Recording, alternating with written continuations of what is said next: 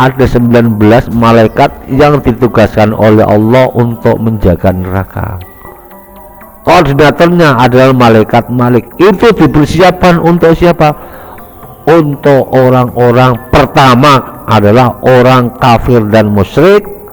Orang kafir alias orang musyrik.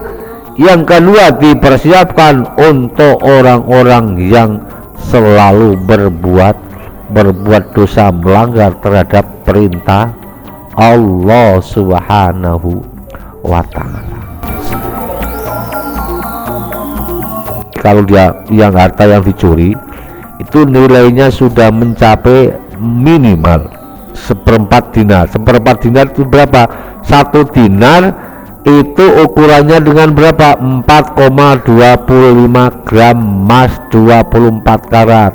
Kalau 1 gramnya harganya 1 juta, kalau 4 seperempat gram berarti 4.250.000. Seperempat dari 4.250.000 berarti ya kira-kira seperti itu. 1 juta gampangnya 1.100.000.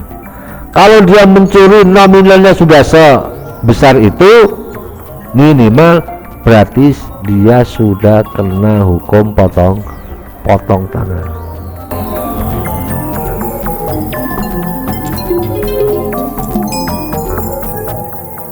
Assalamualaikum warahmatullahi wabarakatuh.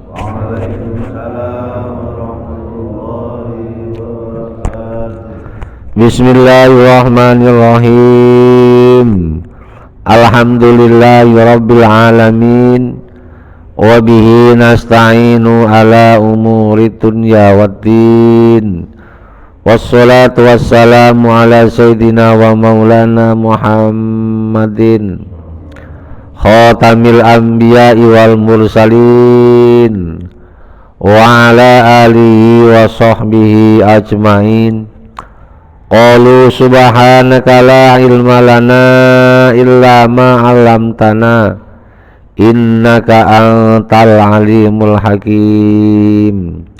Rabbi shrah li sadri wa yassir li amri wahlul 'uqdatam min lisani yafqahu qawli, amma ba'd.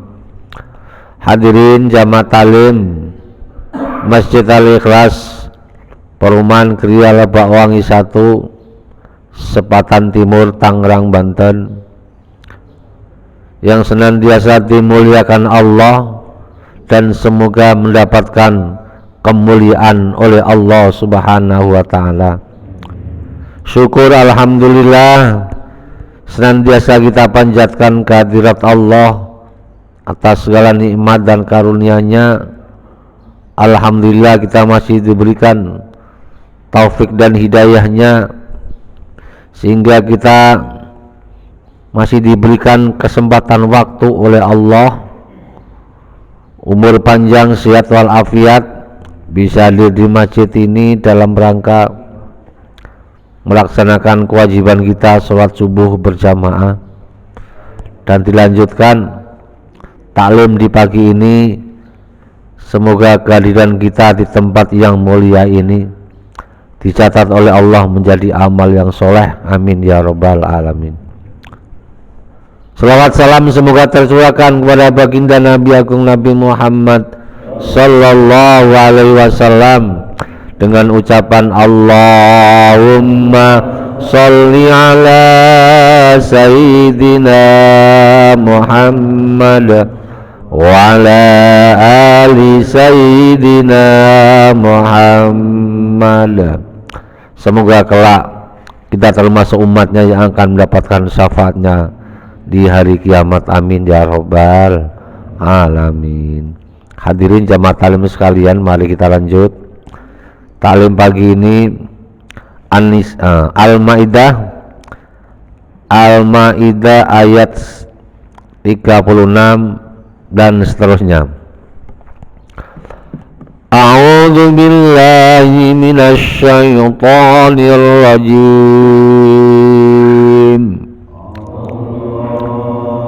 Bismillahirrahmanirrahim.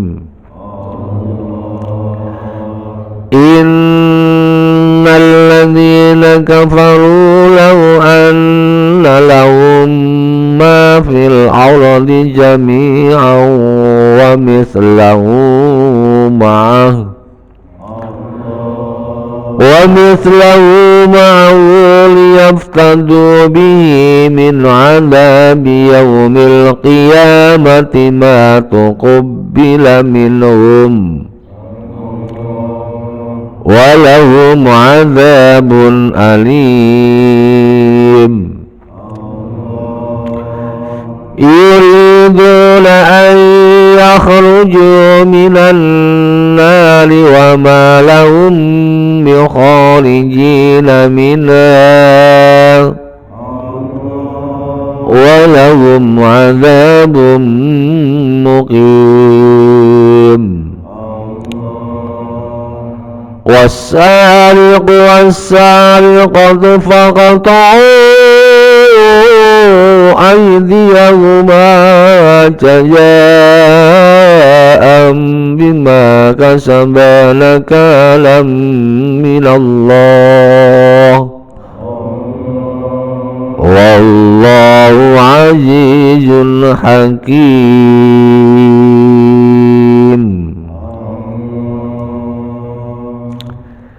Innal ladzina kafaru law anna lahum ma fil ardi jami'a. Innal ladzina kafaru, sesungguhnya orang-orang kafir, law anna lahum ay law sabata, jika tetap annalahum, sungguhnya bagi mereka, ma sesuatu, fil ardi yang ada di bumi, jami'an semuanya, wa mislahu dan sepadanya, ard sepadanya bumi, ma'ahu bersamanya, liyaftadu bihi untuk menebus kekafirannya, min adzabi yaumil kiamati, dari azabnya hari kiamat, dari siksanya hari kiamat. Ma tuqbila minhum, ma tuqbila minhum, maka tidak diterima,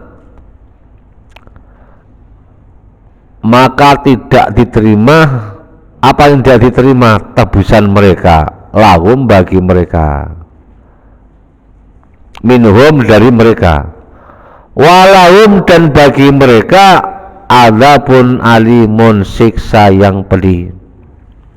Jadi ayat ini menjelaskan, kita artikan dulu Pak ya, sungguhnya orang-orang kafir, jika mereka itu punya kekayaan seperti bumi, ya.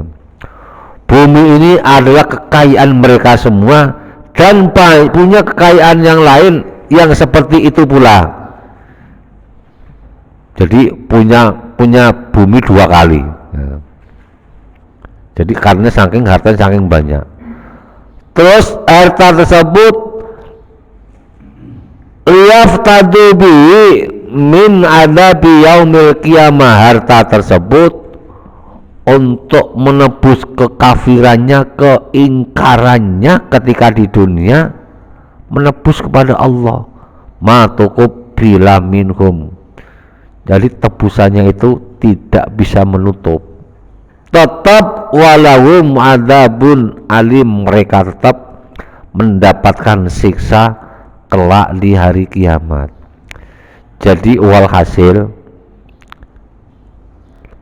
dosa siksa yang sudah Allah tetapkan kepada umatnya, dosa yang paling besar adalah dosa kekafiran, dosa kemusyrikan.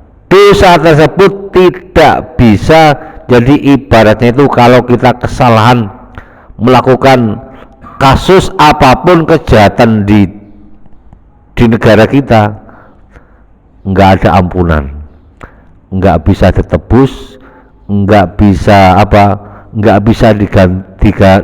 diganti rugi.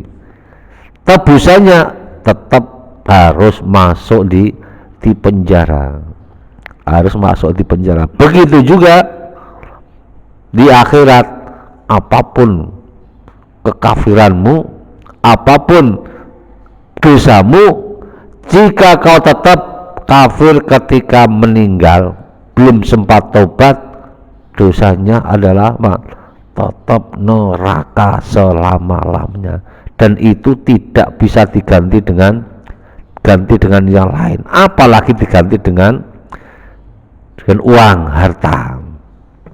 Jadi ayat ini menggambarkan bahwa apa? Seandainya manusia itu yang paling kaya di muka bumi ini menebus, menyuap malaikat Malik, nggak akan mampu, nggak akan bisa. Karena apa? Malaikat Malik adalah malaikat yang sudah diberikan oleh Allah untuk menjaga malaikat sepenuhnya. Jadi istilahnya kalau menteri itu Menko, menteri koordinator. Malaikat Malik itu adalah Menko neraka, menteri koordinator penjagaan neraka.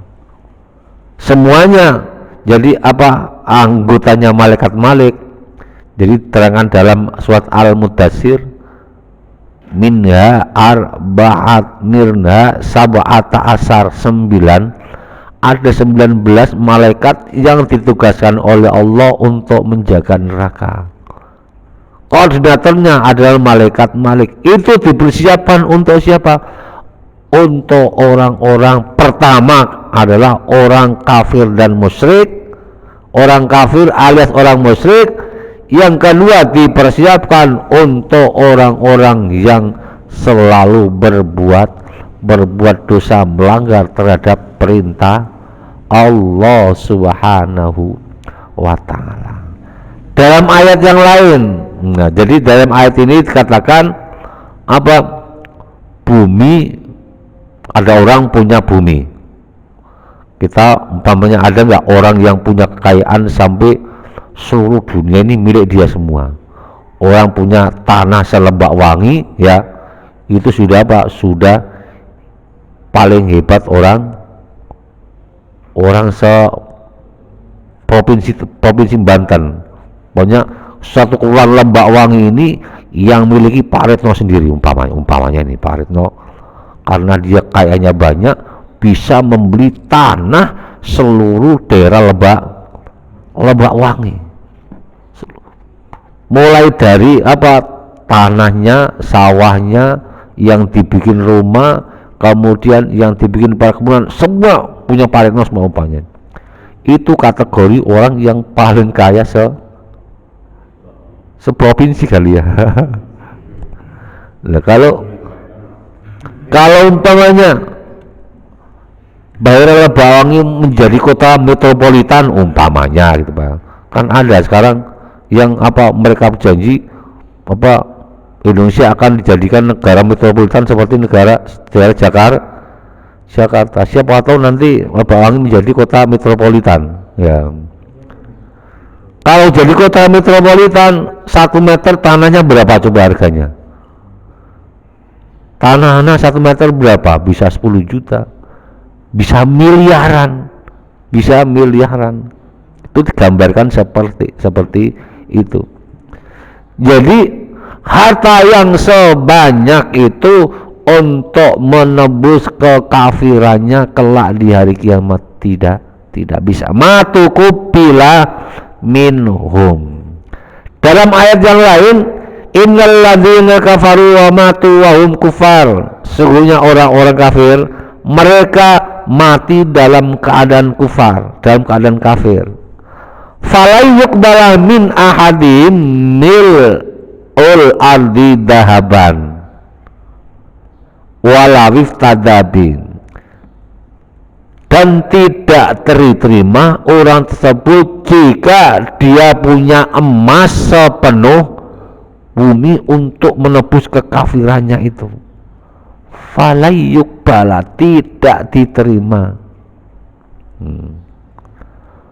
Bagi mereka ulaika lahum adzabun alim, tetap masuk ke dalam neraka. Untuk itu ya, semiskin apapun umpamanya, selemah apapun, sekurang apapun, jangan sampai menjual iman. Jangan sampai menjual iman dengan harga bumi seisinya jadi emas.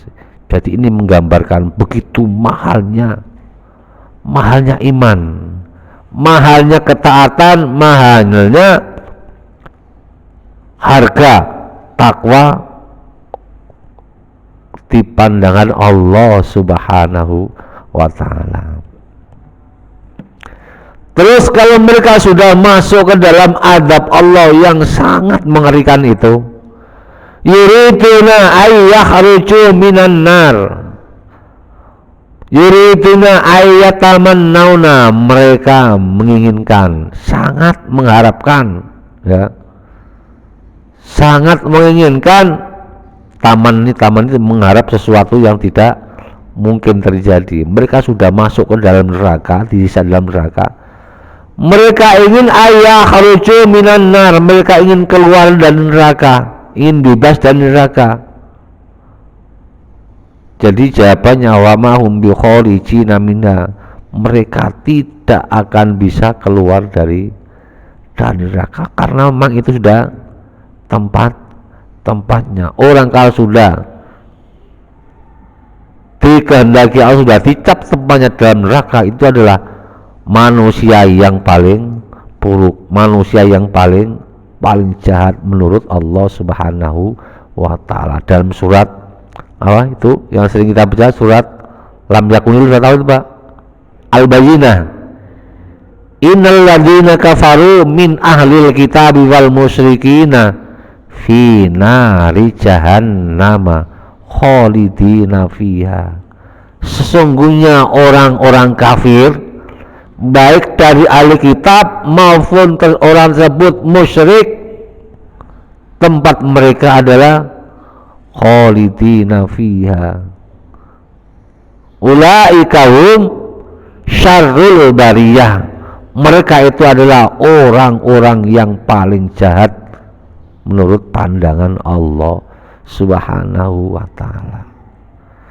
Jadi orang kafir, mereka yang ingkar kepada Allah sampai dia nyawanya dicabut oleh malaikat Israel, mereka wahum kufar, tetap dalam keadaan kafir.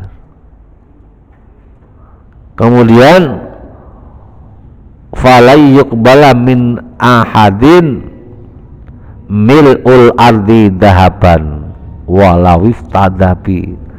Ya, jadi emas yang ada di bumi ini jadi emas semua untuk menebus kesalahannya, menebus kekafirannya kepada Allah. Enggak bisa. Karena apa?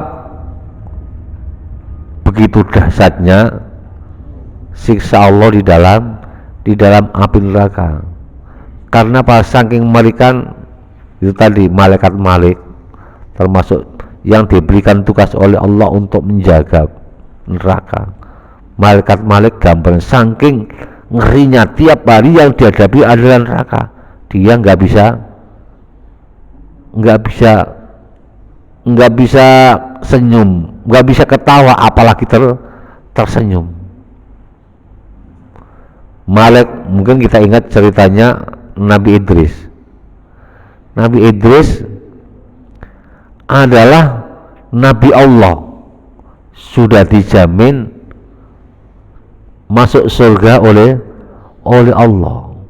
Begitu dia melihat orang-orang yang disiksa neraka, langsung tidak bisa istilahnya langsung apa, kalau kita melihat kalau kondisi seperti kita analogikan, mereka langsung pingsan, beliau langsung pingsan. Jadi Al-Kisah Nabi Idris kan satu-satunya nabi yang apa, yang sudah pernah merasakan kematian kemudian dihidupkan lagi. Ya, suatu saat Nabi Idris mendapat tamu. Tamu adalah manusia yang beribadah terhormat. Nginap di rumahnya sampai tiga hari. Namanya tamu kan dihormati Pak ya, kasih makan, dikasih minum, makan yang baik-baik. Loh, ini tamu dikasih minum, dikasih makan kok cuman dilihat doang, kopinya masih utuh ya, tehnya masih utuh, makanannya masih utuh. Kok aneh nih orang, apa nggak lapar? Jadi tamu itu dihormati, disuruh, ayo Pak makan, minum. Oh iya Pak, terima kasih. Yang penting saya bisa nginep sini aja. Akhirnya nanya, Pak sebetulnya Bapak ini siapa? Nginep di rumah saya sampai 3 hari kok nggak makan, nggak minum, apa nggak lapar? Bahkan nggak tidur. Ya kan namanya malaikat kan, nggak makan, nggak minum, nggak tidur. Karena apa? Dia nggak ada nafsu, nggak ada kebutuhan. Sebetulnya Bapak ini siapa? Aku adalah malaikat Israel. No. Langsung kaget. Langsung kaget. Tujuan malaikat apa kesini? Ingin menjabut nyawa saya. Ya tenang aja, santai Idris, santai. Akhirnya Pak Israel tujuannya ingin apa? Mencabut nyawanya. Jangan engkau cabut nyawaku sekarang.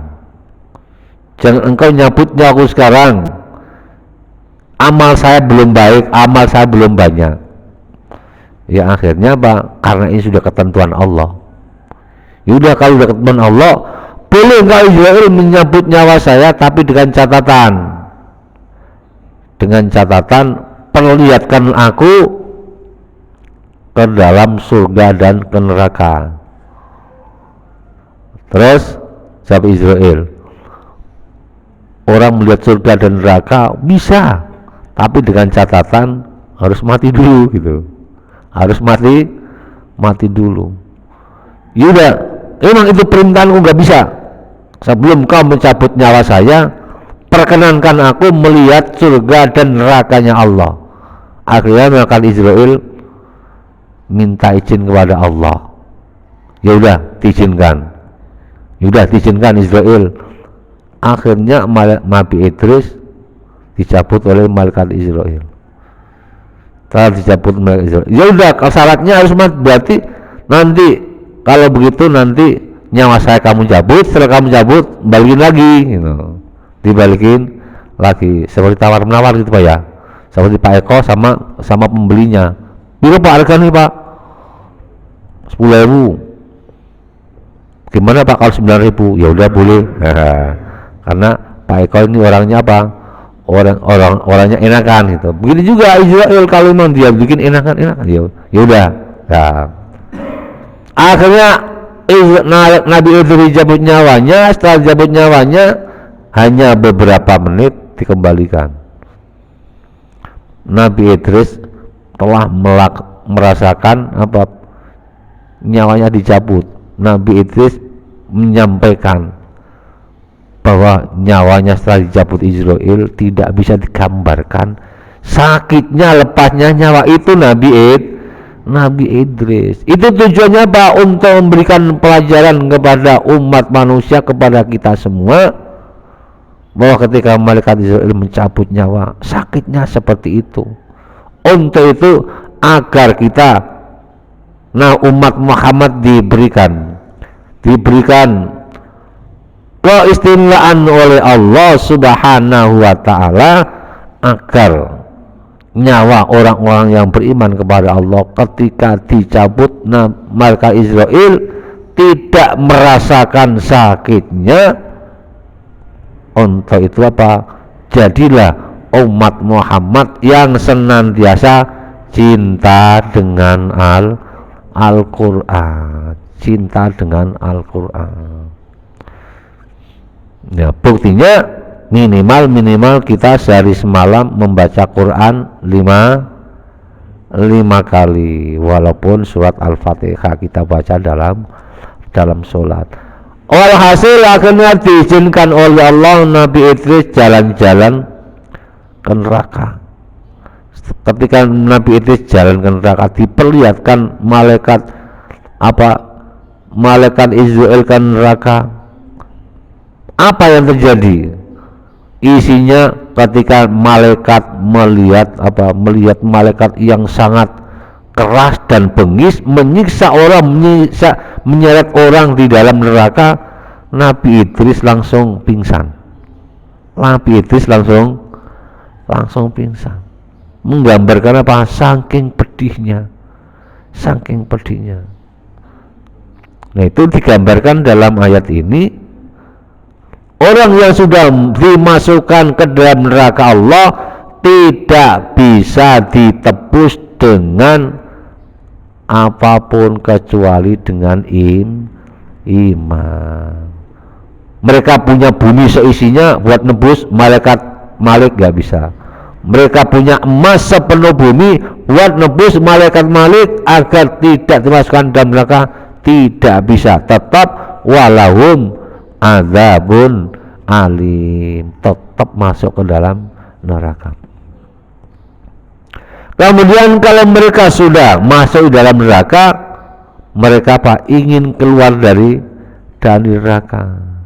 Dalam ayat yang lain, wa hum yastarihuna fiha, mereka ketika di dalam neraka mereka berteriak, Rabbana akhrijna na'mal sholihan ghairal ladzi kunna na'mal awalam nu'ammirkum ma yatadhakkaru fihi ma tadhakkaru wa ja'akumun nadhir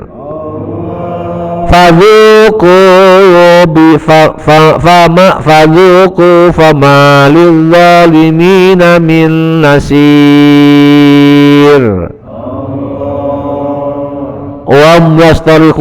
Mereka teriak di dalam neraka. Teriaknya gimana?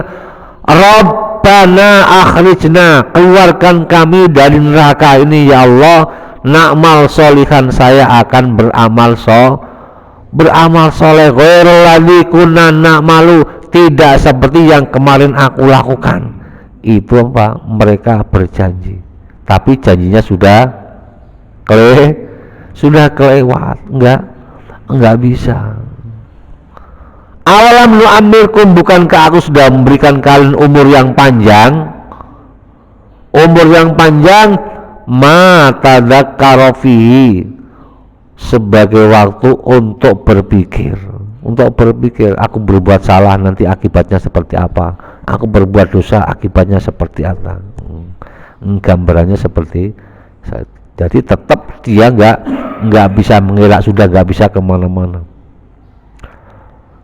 Walahum adzabun muqim, dan mereka mendapatkan siksa muqimun aidaimun yang kekal. Lanjut ayat berikutnya, wasariku wasariqatu. Nah, ini pembahasan sudah beda Pak ya. Wasariku wasariqatu, ini yang berkaitan dengan kasus kriminal. Kasus kriminal itu apa? Kasus yang berkaitan dengan pidana, hukuman dunia ini. Kalau tadi hukuman akhirat, sekarang hukuman dunia. Wasariku, pencuri laki-laki, wasariqatu, pencuri wanita. Al fihima, al yang ada pada lafal asariqatu wasariqatu iku mausilatun, sebagai alnya isim mausul. Kemudian mubtadaun jadi mubtada itu berarti apakah dalam ilmu bahasa Arab subjek, kalimat pokok yang disebut mubtada. Kalau dalam bahasa Indonesia namanya apa? Subjek gitu ya. Mubtada'un sebagai mubtada, walisibihi dan yang menyerupai mubtada bisyarti dengan syarat dakholat masuk alfa fi khobarihi di dalam khobarnya mubtada wa faqta'u. Jadi hukumannya apabila ada pencuri baik laki dan perempuan, jadi hukuman di dunia faqta'u aydiyahuma, maka potong kedua tangannya laki dan perempuan itu, ayyaminu kullin minhuma. Jadi apabila mereka sekali mencuri, hukumannya adalah apa? Dipotong tangan kanannya masing-masing. Cuman untuk kalimat ini as-sariq was-sariqatu ini adalah dalilnya di dalam ayat, bagi pencuri hukumnya dipotong tangannya. Tapi kalau kita kembali kepada hukum ilmu fikih, orang yang mencuri itu bisa dipotong tangannya asal dengan memenuhi syaratnya. Syaratnya apa? Apabila yang mencuri itu satu, balighon, orangnya sudah balik. Jadi kalau ada anak kecil mencuri, dia nggak kena hukum dosa, nggak kena hukum potong tangan. Jadi syaratnya harus balik. Yang mencuri mereka itu bukan sudah dewasa. Kalau anak kecil nggak kena. Jadi istilahnya apa? Masih di bawah umur. Kan di Indonesia kan begitu Pak. Orang melakukan kriminal apapun kalau masih di bawah umur, ya itu hukumannya beda. Masih di bawah umur. Jadi balighon. Kemudian akilan, mereka berakal. Akalnya apa? Akalnya waras. Berarti nggak masuk orang gila, orang stres, nggak kena hukuman potong tangan. Sehingga coba orang ini melakukan, ada kasus ini, coba dites psikologinya gitu Pak ya. Tapi itu benar-benar jangan direkayasa. Ada orang melakukan apa, dia kena kasus apapun, alasannya apa? Wah, lagi kurang lagi kena tekanan mental. Jadi syaratnya yang kedua akilan, ya harus dia balik kemudian berakal. Yang ketiga mukhtaron, dia mencuri itu apa? Memang sudah disengaja.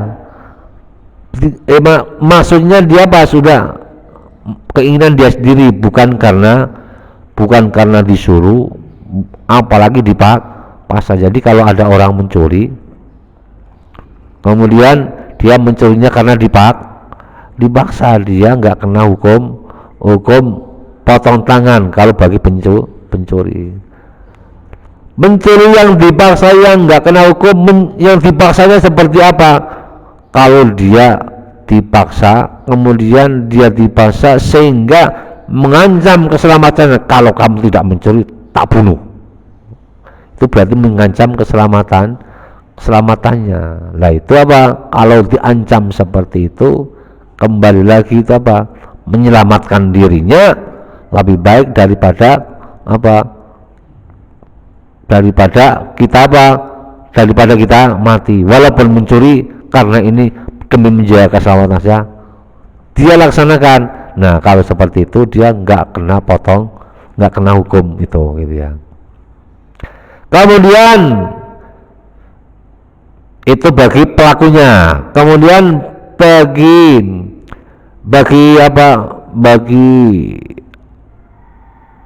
harta yang dicuri, yang pertama syaratnya yang dicuri harus memenuhi nisab. Kemarin Pak Jono ditanyakan ya. Jadi yang dicuri harus sampai nisabnya. Nisabnya apa? Annalladzi yuqta'u fihi, adapun orang yang dipotong tangannya fi dalam kasus apa? Dalam kasus pencurian, fi ya annalladzi yaqta'u fihi rub'u dinarin, yaitu seperempat dinar. Jadi kalau dia yang harta yang dicuri itu nilainya sudah mencapai minimal seperempat dinar. Seperempat dinar itu berapa? Satu dinar itu ukurannya dengan berapa? 4,25 gram emas 24 karat. Kalau 1 gramnya harganya 1 juta, kalau 4 seperempat gram berarti 4.250.000. Seperempat dari 4.250.000 berarti ya kira-kira seperti itu. 1 juta gampangnya 1.100.000. Kalau dia mencuri nominalnya sudah sebesar itu, minimal berarti dia sudah kena hukum potong tangan. Kemudian yang kedua, yang dicuri, barang yang dicuri itu tersimpan dalam tempat sesuai dengan kondisinya. Jadi barangnya udah ditaruh di rumah ya, atau disimpan di mana, kok masih dicuri? Bukan di tempat, kalau dalam fikih la fi sokhro, bukan barang yang di tempat bebas. Di tempat bebas itu apa? Tidak dipelihara, umpamanya umpamanya pasis naruh HP di tengah sawah atau di lapangan voli. Ada orang lewat, diambil orang itu, HP-nya harganya 10 juta. Itu kan udah melebihi Pak ya. Jadi orang tersebut tidak kena hukum potong tangan. Karena apa? Dia ngambil barang di tempat yang bebas, nggak ada pemiliknya. Jadi walhasil dia nemu. Kalau nemu mau beda lagi Pak ya, dia bukan mencuri. Kemudian termasuk tempat yang bebas, termasuk di masjid umpamanya, di masjid. Nemu HP di masjid, dia tidak masuk kategori mengambil barang di masjid. Karena apa? Nggak mungkin HP ini punya masjid, ini punya HP. Yang punya masjid adalah apa? Ya mungkin termasuk kota amal. Kota amal itu walaupun dia sudah terjaga, dikunci, bagian daripada untuk menjaga keamanan. Jadi apapun yang sudah ditaruh pada tempatnya, karena itu bagian daripada menjaga, itu masuk kategori apa? Masuk kategori syarat orang tersebut kena hukuman potong tangan. Jadi potong tangan syarat dalam bab ilmu fikih namanya apa? Faslun fi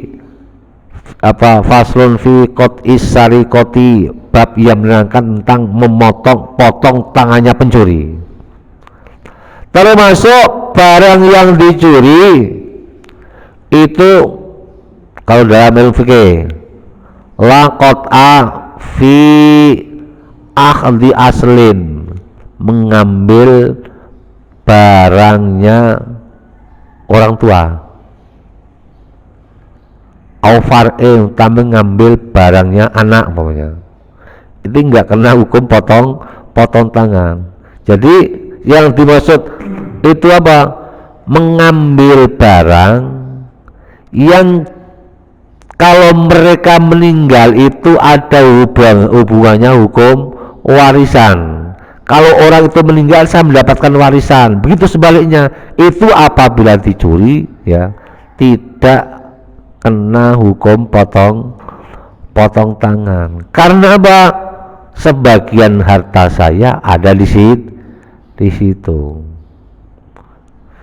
Jadi wasariqatu, hukuman pencuri baik laki maupun perempuan, baik dia musliman kana au dhimmiyan, baik dia itu orang Islam maupun orang kafir, hukumannya tetap dipotong tangan, tapi dengan catatan syarat-syaratnya pelakunya maupun barang yang dicuri kembali kepada hukum fikih, karena itu ijtihad para ulama. Jadi termasuk tadi bagian daripada ketentuannya mencuri, ngambil duitnya bapak orang tersebut nggak kena hukuman potong tangan, tapi hukumannya beda.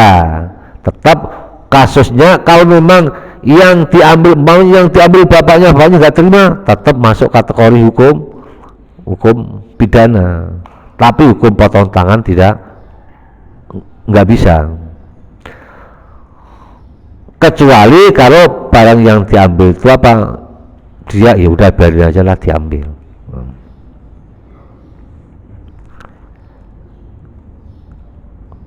Jazaan itu sebagai balasan, jazaan balasan mereka bagi orang yang mencuri baik laki maupun perempuan. Jazaan ini balasan, maksudnya balasan itu apa?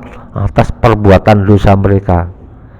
Jazaan dibaca jazaan nasbun, lafal jazaan dibaca nasab karena ini alal masdari sebagai posisinya sebagai masdar.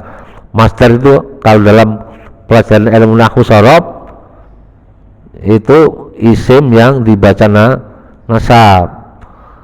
Kalau kedudukannya dibaca nasab, kemudian dalam ilmu shorof isim yang jatuh urutan ketiga apabila ditasrif menurut istilah. Dalam pelajaran anak kalau kita ngaji itu fa'ala yaf'ulu fa'lan, fa'ala bentuknya fi'il madhi, maknanya telah berbuat. Adapun alamannya fi'il madhi dibaca fathah akhirnya selamanya, itu ciri fi'il madhi. Yang kedua fi'il mudhari, yaf'ulu bentuknya fi'il mudhari, maknanya sedang berbuat, alamatnya kalimat yang diawali dengan salah satu huruf hamzah ya nun ta. Fa'lan bentuknya masdar, maknanya perbuatan, alamatnya isim yang dibaca nasab yang urutannya ketiga apabila ditasrif menurut istilah. Doroba yadribu dorban, nasro suruh nasron.